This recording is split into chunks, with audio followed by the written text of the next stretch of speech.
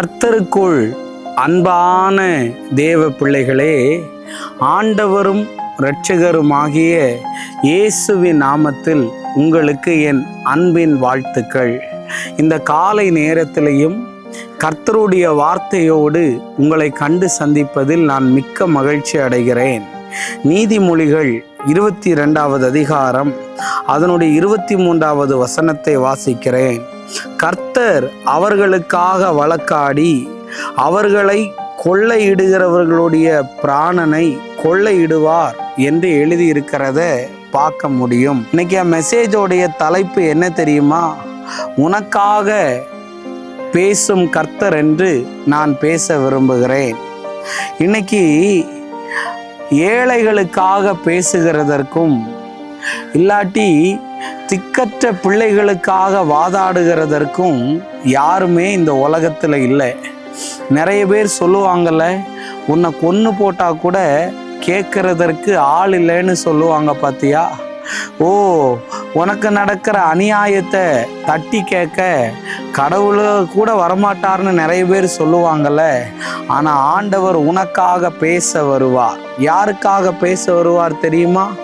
நீதிமொழிகள் 22வது அதிகாரம் 22வது வசனத்தை வாசிக்கிறேன். ஏழையா இருக்கிறான் என்று ஏழையை கொள்ளையிடாதே, சிறுமையானவனை நியாயசனத்தில் உபத்திரவப்படுத்தாதே என்று எழுதியிருக்கிறது.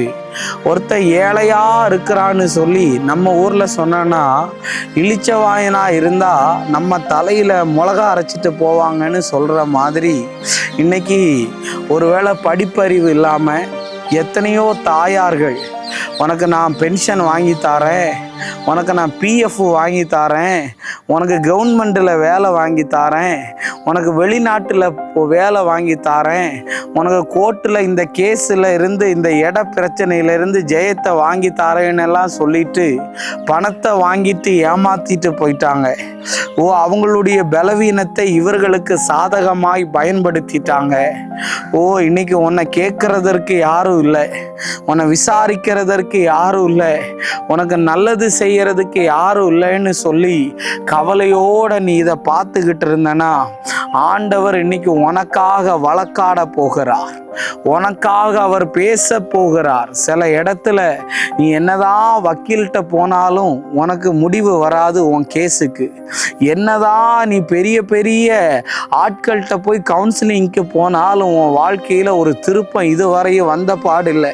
பிரதர், நான் அந்த இடத்துக்கு ஜெபத்துக்கு போகிறேன், இந்த இடத்துக்கு ஜெபத்துக்கு போகிறேன், ஒரு மாற்றமும் வரலையேன்னு நீ சொல்லி ஏமாந்து போய் உக்காந்து இருக்கலாம். உன் கோர்ட்டு கேஸில் அநியாயம் நடக்கலாம், உன் இட பிரச்சனையில் அநியாயம் நடக்கலாம். ஓ, உனக்கு வேறன்னு வர வேண்டிய நன்மைகளை பிசாசு திருடி இருக்கலாம். ஆனால் உனக்காக யார் பேசுகிறாங்களோ இல்லையோ, இன்னைக்கு ஆண்டவர் உனக்காக பேச போகிறார். எங்கே நியாயம் கிடைக்கலையோ அந்த இடத்துல நியாயத்துக்காக பேச போகிறார். எங்கே பணம் வரலையோ அந்த இடத்துல கர்த்தர் தலை போட போகிறார். கர்த்தர் தலை போட்டார்னா என்ன ஆகும் தெரியுமா? காரியம் மாறுதலாக முடியும், தலைகீழா மாறிடும்.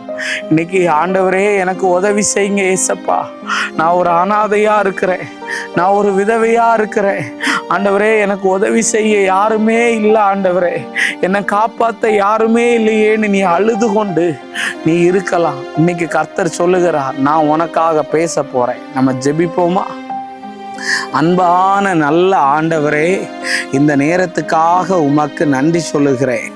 யாரெல்லாம் ஏழைகளையும் திக்கற்ற பிள்ளைகளையும் படிப்பறிவு இல்லாதவர்களையும் ஆண்டவரே ஏமாளிகளாய் ஏமாற்றி கொண்டிருந்தால் கர்த்தாவே, அவர்களுக்காய் நீர் பேசும்படி ஜெபிக்கிறேன்.